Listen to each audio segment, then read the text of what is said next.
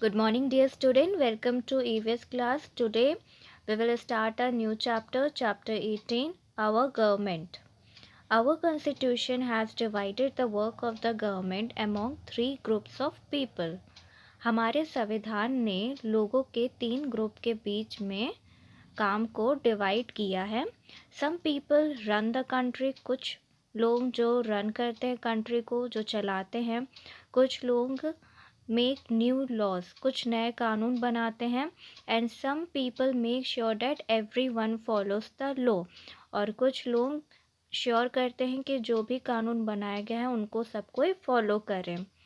The people who actually run a country और a state form the executive part of the government.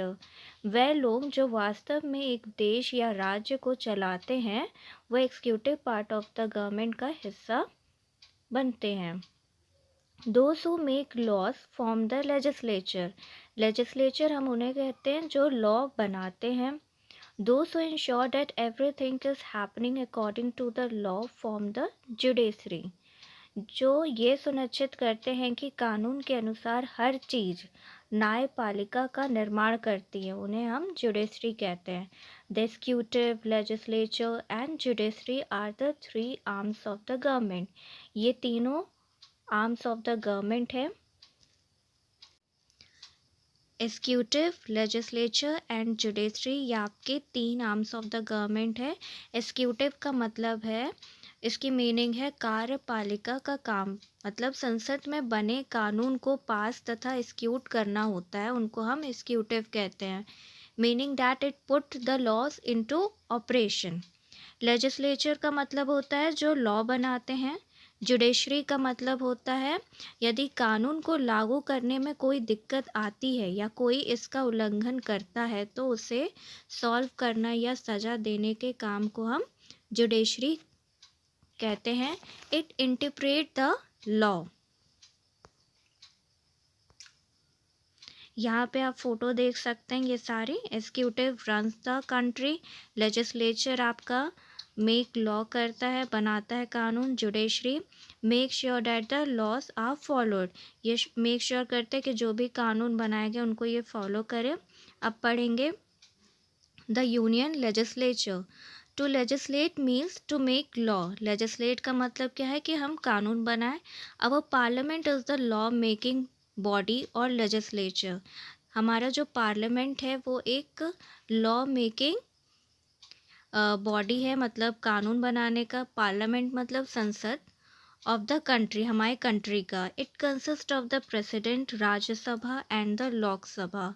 ये किससे consist है? President में, जिसमें राज्यसभा एंड लोकसभा है. इनके बारे में हम आगे पढ़ेंगे.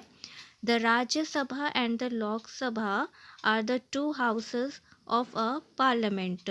ये हमारे संसद के दो हाउसेस हैं जिनका नाम है राज्यसभा एंड लोकसभा. अब हम पढ़ेंगे लोकसभा के बारे में. The Lok Sabha, the member of the Lok Sabha are elected by the people of the country during general election. Lok Sabha के सदस्य देश के लोगों द्वारा चुने जाते हैं. जनरल इलेक्शन का मतलब आम चुनाव. These elections are held at least once every 5 years. हर 5 साल में कम से कम एक बार आयोजित किया जाता है. Any Indian who is 25 or older can contest the election. जो 25 के एज के हैं या उससे अधिक हैं वह चुनाव लड़ सकते हैं.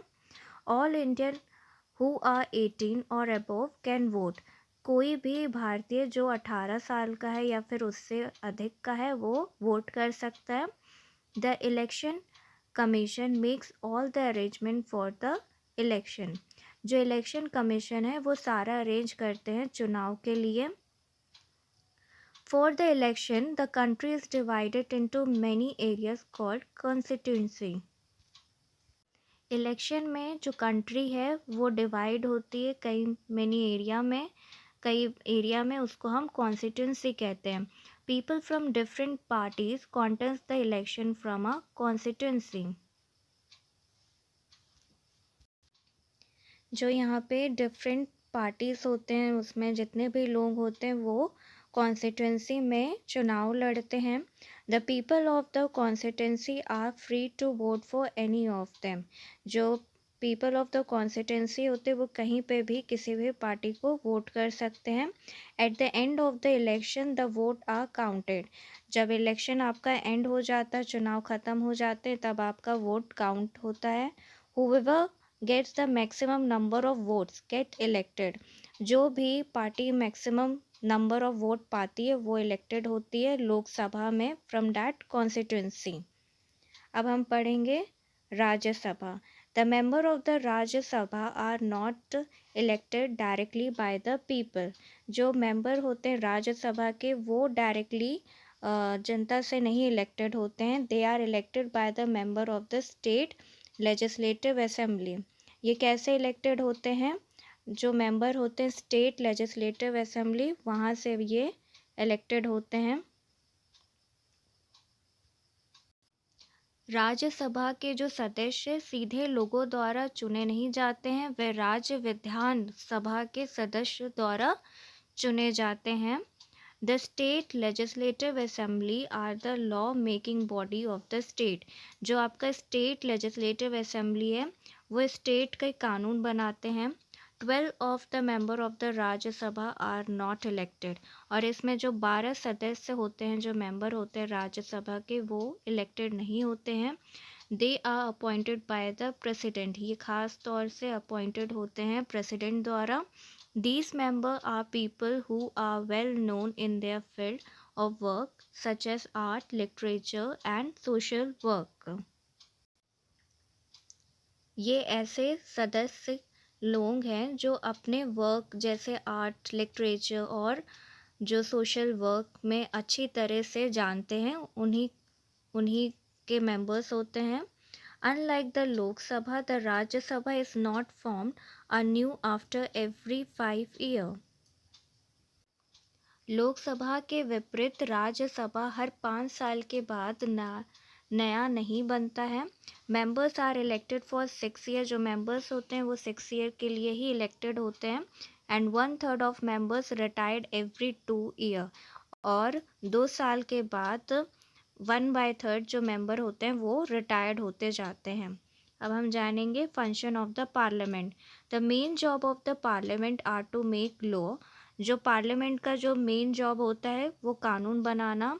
And to make changes in our constitution that suit the needs of the country. और जो हमारा संविधान है उसमें चेंजेस करना जिससे हमारी इंडिया, जो भी हमारी कंट्री को नीड है उसके आधार पे चेंज करना और कानून बनाना। The laws are made in the name of the president. जो भी लॉ बनते हैं वो सारे प्रेसिडेंट के नाम से ही बनते हैं, जो वो कानून के में जो भी सही उन्हें लगता है।